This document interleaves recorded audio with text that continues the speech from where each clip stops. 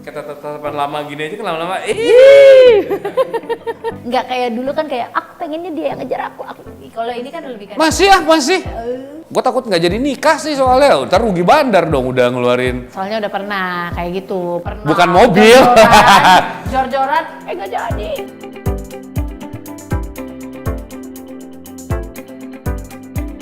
Karena memang kan di sini menceritakan tentang seorang Hana yang baru saja kehilangan suaminya. Iya. Jadi ini adalah menggambarkan rasa Hana yang berada di dalam titik terberat dalam hidupnya dan pada saat dia lagi kehilangan warna gitu. Ketemulah oleh seorang Bagus, teman SMA-nya. Seorang penulis skenario film. Dan disinilah makanya ada ceritanya nih nantinya gitu. Jadi ada maksud hitam putih untuk mempertebal maksudnya. Dan rasanya. Hanya bisa dimengerti ketika memang nonton. Nah kalau ini tuh lebih ke hitam putih itu penggambaran duka di mana sutradara dan si penulisnya menggambarkan perasaan duka ibunya dalam 2 tahun kehilangan suami, dalam 2 tahun berikutnya kehilangan anak perempuannya yang dia melihat ibunya kehilangan warna hidup, plus juga di setiap acara pemakaman foto daripada mendiang itu warnanya hitam putih gitu loh. Jadi dia pikir ini penggambaran duka dan supaya moodnya lebih dramatis. Kalau kita lihat foto hitam putih kayak misalnya orang lagi minum kopi di pinggir jendela aja kan lebih dramatis kalau hitam putih. Nah mood itu yang pengen diambil dan tidak bisa diganggu gugat menurut si sutradara dan penulis. Tapi jangan juga dibayangkan wah berarti hitam putih ini adalah film yang berat. Oh enggak, ini adalah film yang sebenarnya ini romcom kok, romantic comedy gitu yang juga gampang dipahami, relate buat banyak orang. Dan hitam putih ini sendiri juga bukan asal syuting dan hitam putih gitu, enggak. Ada konsep warnanya, ribet buat beberapa kayak DOP-nya punya konsep kalau warna merah, hijau itu kalau di hitam putih itu grey-nya tuh ada yang pekat, ada yang nggak terlalu pekat. Nah dia tuh juga udah mikirin gimana look di monitornya mau seperti apa. Jadi konsep hitam putih sendiri sebenarnya kalau ini film berwarna ini bisa diproduksi mungkin 3 tahun lebih cepat ya atau 2 tahun lebih cepat lah ya antara 3. Justru karena hitam putih malah ternyata lebih hitam putih nggak ada yang mau. Kayaknya nggak ada yang mau produsernya, banyak produser yang berat untuk memproduksi hitam putih. Kenapa? Karena takut tidak diterima pasar, terlebih tidak ada yang takutnya disangka film ini berat.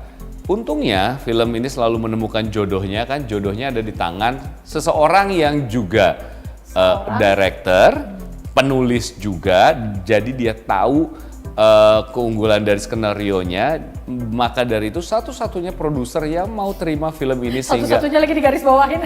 Sehingga film ini terlaksana adalah si Ernest Prakasa dengan Imaginary-nya. Dan gitu. Dipa, ya. Ya dan Dipa.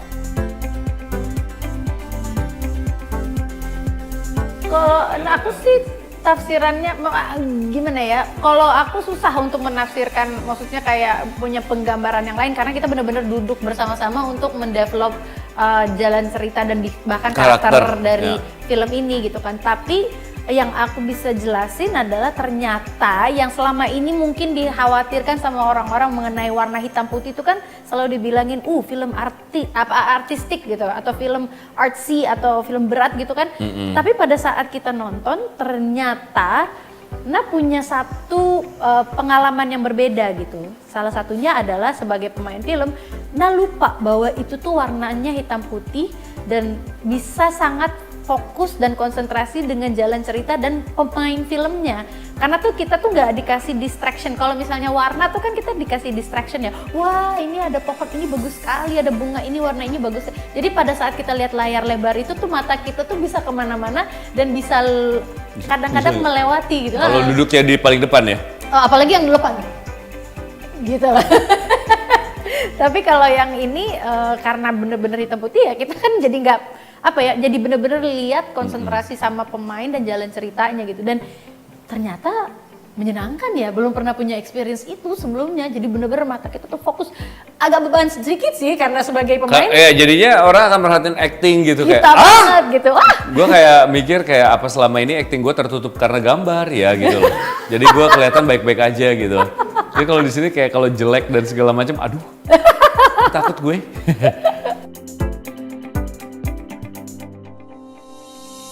Plusnya udah lah ya, udah pada tahu Minusnya? kan. Minusnya dalam adegan Apa ya?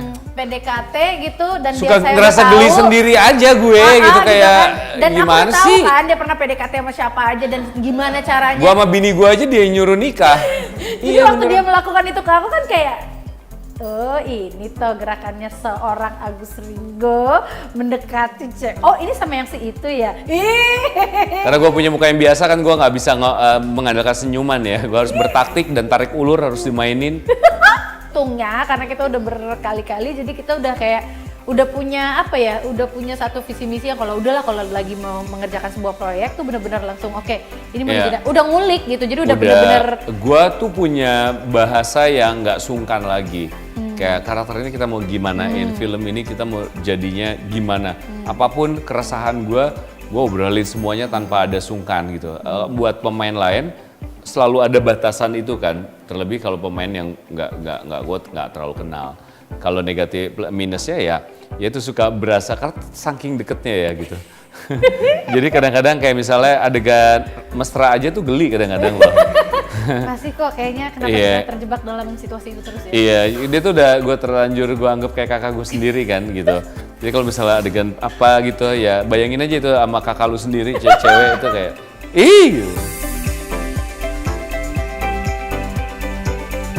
Ya di film ini tuh hampir ada adegan hampir ada adegan ciumannya tadinya, tapi nggak jadi karena tadinya hampir jadi, jadi kok. Iya tapi kan nggak apa sih? Apa? Jadi kok. Jadi, iya kan? tapi kan nggak kelihatan. Nggak yang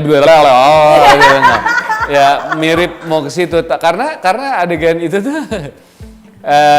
Kita udah ngebayangin kan kalau nanti ada adegan ciuman gimana. Maksudnya gini, gue sama Nirina tuh punya pemikiran yang sama. Kadang-kadang film tuh adegan ciuman nggak apa-apa selama ada alasannya. Nggak tiba-tiba lagi apa gitu tiba-tiba. Kan. Maksudnya kalau alasannya terlalu ringan untuk dibikinin adegan ciuman tuh kan kayak aduh.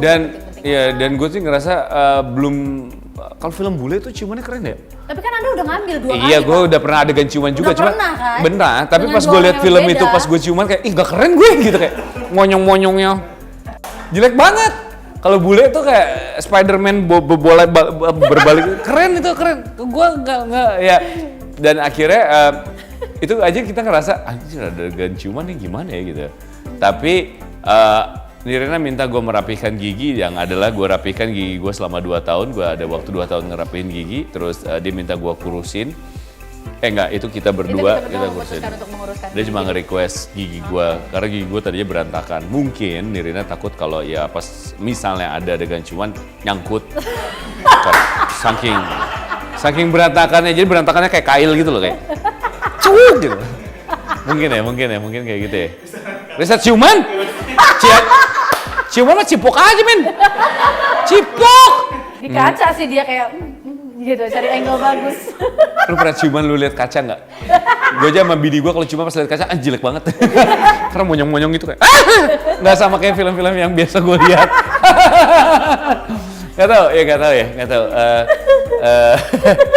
Tapi adegan itu akhirnya ada atau enggaknya nanti kita kalau lu nonton nanti akan terjelas ada atau tidaknya. Ya. Terus banyak adegan mesra yang menuju kemesraan ya kita tatapan lama gini aja kan lama-lama gitu. Ya aneh aja gitu. Gitu sih, jadi kita harus punya persiapan ke situ. Wah, yang kali ini sih kita nggak tahu ya, kalau aku sih pribadi tuh pengen banget plek ketiplek sama skenario yang diberikan. Jadi karena kita ingat nggak yang kita dikasih 20 berapa halaman? Ya ada 25 halaman yang harus gua hafalin. Itu tuh kita itu ya nggak tahu ya pengen banget sama itu. Kalau dia tuh sangat jago untuk kayak ngomong-ngomong, tapi maksudnya dia ada improv versinya dia, tapi tetap dengan jalur yang seperti yang di skenario. Cuma aku udah tahu arah dia kemana gitu. Cuman kalau aku tuh kalau improv banget untuk dari skenario itu sih nggak terlalu bisa ya, karena yang ini nggak tahu kenapa kayak ambisius banget pengen plek sama, karena kita udah ngebangun ini dari awal gitu kan. Tapi yang paling santai dia, yang paling bisa improv dia, yang tegang saya, yang paling sering salah di film ini saya. Salah terus, saking tegangnya. Berapa kali take? Maksudnya salah tuh bukan berarti dia nggak bisa, enggak. Tapi memang ada pressure sendiri ketika kita menganggap ini berharga, tuh kita pengen sesuatu yang harus yang paling effort gitu loh. Dan mungkin Nirina pada saat itu jadinya agak kikuk aja. Banget. Tapi hasil gue tuh bukan berarti gue seperti yang dibicarakan dia, enggak, gue juga punya pressure tersendiri juga. Tapi nggak kelihatan. Ya, di depan. Walaupun selesai itu ngudut langsung lama. Ya, tapi karena kan ya gue tidak ya cara gue beda lagi Ya. gitu. Kalau Nirina tuh gitu, kalau gue beda lagi. Cuman gue tuh ngakuin kayak misalnya gue suka melihat gue berdua sama Nirina, kayak misalnya misalnya film-film gue sebelumnya misalnya, yang menjadikan gue karakter itu tuh adalah reaksi daripada Nirina gitu loh.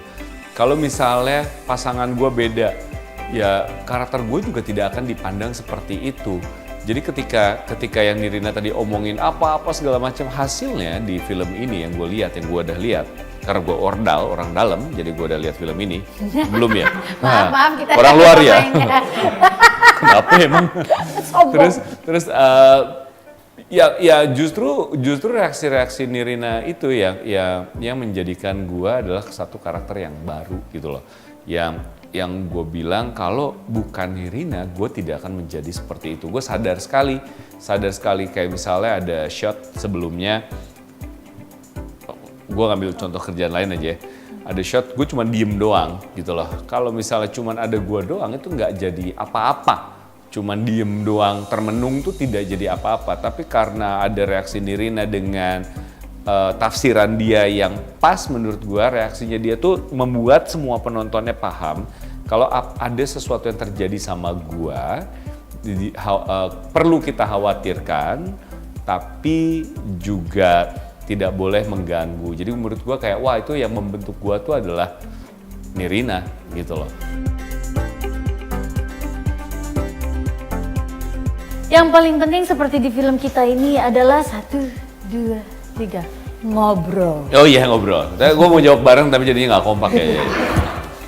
Ngobrol ya. Iya, maksudnya ngobrol sih. Karena kadang-kadang, nah kembali lagi tadi dibahas gitu kan. Jatuh cinta seperti di film-film itu membuat kita memiliki standarisasi yang harus besar, heboh, luar biasa, unforgettable. Tapi kita justru kadang-kadang diingatkan kembali, mudah-mudahan dengan film ini diingatkan kembali bahwa hal simple itu bisa menjadi hal yang berarti juga kok. Yeah. Gitu. Which is ngobrol, which is dari hati ke hati, spending time, melihat mata, aksi reaksi, ngobrol itu kan. Di telepon ngobrolnya, kan semua pasangan itu terjadi karena nyambung ya. Pertama yang paling penting adalah terlepas dari apapun yang membuat lu tertarik sama pasangan lu, tapi obrolan lu tuh nyambung. Kekuatan dari obrolan di antara dua pasang itu yang menjadikan mereka menjadi sepasang. Itu udah dimulai dari dulu sebenarnya. Dari lu zaman sekolah ketika lu menemukan ketertarikan sama seseorang dan lu juga memikirkan apa yang mau lu omongin. Nanti ketika lu harus cari topik pembicaraan apa yang bikin kita nyambung ngomong. Sama, sebenarnya bukan soal kalau 30-an sama dulu sama aja menurut gua, semuanya tuh ngobrol. Bahkan kita nih yang udah punya pasangan rumah tangga gitu ya, itu juga isinya ngobrol di dalamnya. Nggak tiap hari ada yang ngasih bunga tiap hari, gue rasa juga enggak ya. Kalau dikasih bunga malah nanya, ada apa nih? Iya, kayak zaman sekolah sih gue nggak tahu ya, kalau ada orang tertarik, kalau hal yang heboh-heboh kan misalnya jadiannya berlutut lah, atau mungkin surprise ngasih mobil lah. Mungkin lebih nggak terlalu. Itu lebih ke anak orang kaya sebenarnya ya. Lebih anak orang kaya. Kalau anak-anak yang seperti saya dulu ya cuma ngobrol doang. Kekuatan kita cuma ngobrol. Kalau gue kaya juga, gue tuh takut kalau misalnya gue kasih yang heboh-heboh, Gue takut nggak jadi nikah sih soalnya, ntar rugi bandar dong udah ngeluarin. Soalnya udah pernah kayak gitu, pernah. Bukan mobil.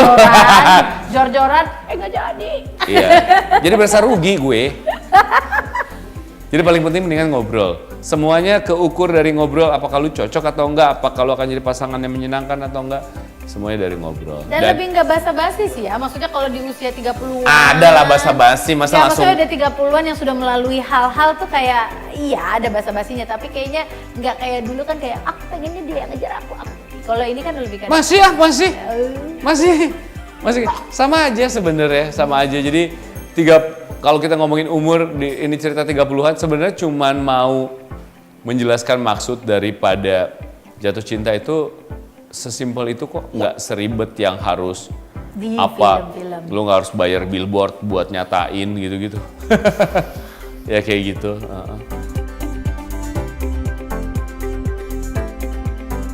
Sebenarnya kalau kita bukan hanya baca, tapi kita juga ikut sama penulis, bahkan seketika cerita itu belum jadi. Mengapa gue bilang ini adalah film yang paling berarti buat gue? Personal sekali. Personal, mungkin buat Nirina juga. Ada film paling berkesan, ada film paling apa. Kalau ini film paling berarti, karena di film ini baru pertama kali gue tidak diperlakukan seperti aktor yang cuma main doang. Tapi di sini juga kita dilibatkan sebelum skenario jadi, langsung karakter Hana adalah seperti ini, karakter gue seperti ini. Menurut lo karakter seperti ini akan seperti apa? Enaknya adalah gue ngerasa kayak rasa memiliki gue terhadap film ini jadinya tinggi banget, yang sebelumnya nggak pernah gue punya.